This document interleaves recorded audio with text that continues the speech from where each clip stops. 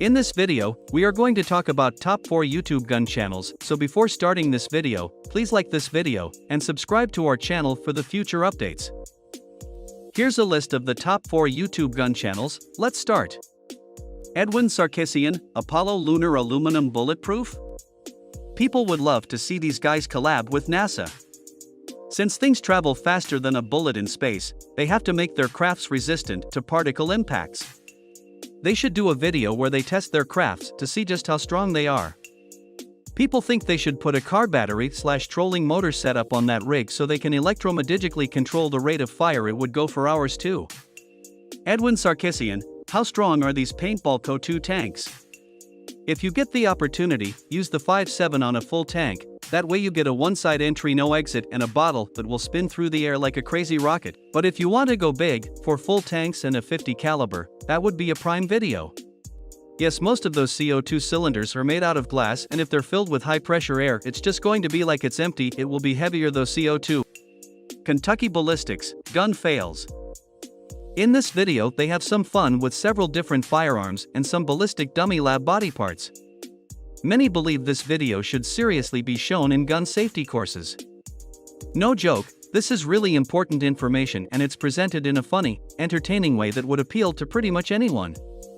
You may have saved some lives, or at least some limbs, with this one. This is such a great video. Informative and cause for thought. People have never really thought about the dangers of carrying and the accidental discharge of a round from its holster. Kentucky Ballistics, less lethal handguns, gimmick or legitimate? The OC rounds look interesting while the Devastators would leave me concerned. If you happen to hit someone at a certain distance and in a certain location like the head, eye, or throat, people don't know if they wouldn't need to be taken to the hospital. Penetrating the skull is concerning when thinking of the possibility of getting hit in the eye, might reach your brain, or in the throat since it might penetrate your airway. Between the two pistols it is thought it would come down to which one is easier to get parts for and which can take more of a beating before breaking. These guns seem to do what they're supposed to pretty well, but it looks like all of the shots from those weapons have a serious risk of ricochet. Demolition Ranch, duck shot. Rubber Ducky 12G. Gimmick or deadly?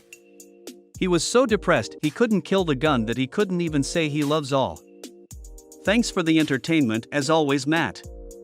Sometimes it feels like they are doing foolish, and for the most part they do a great job.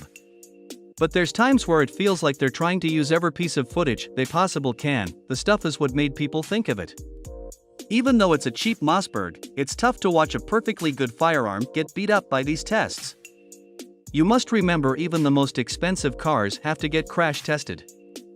Demolition Ranch, airguns more powerful than 9mm? Incredible designs. Really cool new weapons. People enjoy this a great deal. One thought. People understanding is BBL length should not increase velocity as it would in the powder burners. The longer BBL helps it do a more efficient job burning the powder. It is observed after a certain length the BBL would minimally start decreasing velocity due to friction. Darren Thumb, the Obrez Mosin Nagant pistol that is the most cursed of all guns. The Obrez is without a doubt one of the worst weapons people have ever handled. It's a Mosin Nagant made into a pistol and is done as a necessity in a time and place where pistols are scarce but a concealable weapon is needed. The results are the most cursed of all guns to have ever been made. If you have a blaster like this, then it is called the Snake gun. It is a break-action 12-gauge single barrel that is manufactured from scratch. No, it isn't an illegally modified shotgun. It is a scratch build item and has since been destroyed. It basically has just enough barrel to cover the shotgun shell and otherwise looks like this Obrez does, minus the bolt. Darren Thumb, the PTR-91, the USA-made copy of the HK G3. No, we have a G3 at home. The PTR-91 is an American-made copy of the legendary HK G3. Heckler & Koch are known for impressive engineering, so the question is, how does the PTR-91 compare? In today's video we put the PTR-91 through its paces to see how it does. What do you think of our video?